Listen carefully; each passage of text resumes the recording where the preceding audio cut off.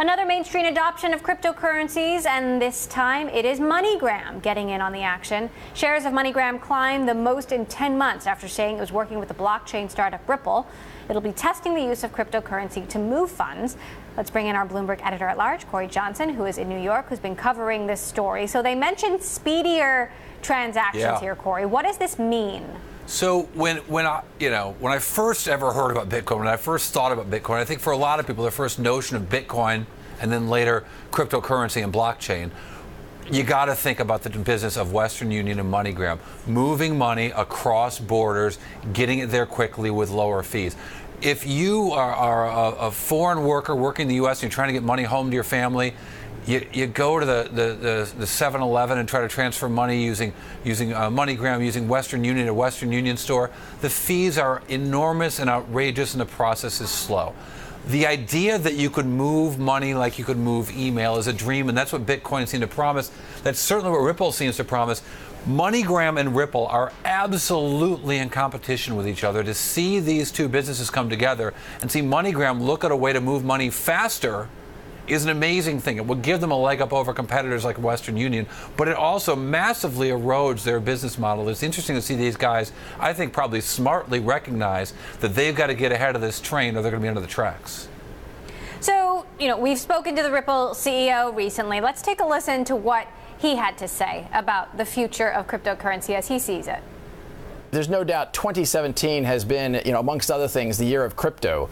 And within the year of crypto, XRP has outperformed every other digital asset out there. So year to date, as that chart showed, we're up about 20,000%. It's interesting to compare Bitcoin to, a slower sort of credit card-like transaction. Do you think that cryptocurrencies like Ripple or Ethereum could surpass Bitcoin or come close? Well, look, I think that that's why this show exists, right? It's so we can have an understanding of what these technologies are, not just show squiggly lines on a screen. And when we get to a place where we're talking about the efficacy of blockchain technologies and even currencies that use blockchain, rather than the price is up, the price is down, that's when we've elevated into a conversation about actually what these things are and what they might be as a business. I thought it was really interesting what Kodak had to say. I talked to the CEO of MoviePass. So the company that owns MoviePass, MoviePass is a really interesting startup that actually has a public structure that's very complicated. The business of MoviePass is really simple. It's Netflix for the physical movie theater by one of the Netflix co-founders. And I talked to the CEO of MoviePass yesterday about their notions of using blockchain and what they're actually going to do with it as opposed to talk about it. And listen to what he had to say about how blockchain might change business.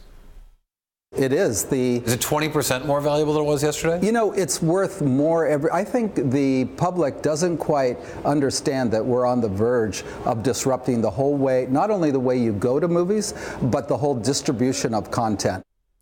And that's the thing. It's the notion of distribution of content, and not just how MoviePass might use something in blockchain, and they say they're going to do it within 9 months, but how lots of businesses out there, I fully expect we're going to hear from lots of other companies about how to use this technology to solve old problems. Then we can get away from squiggly lines in a stock price and actually understand how technology is changing business.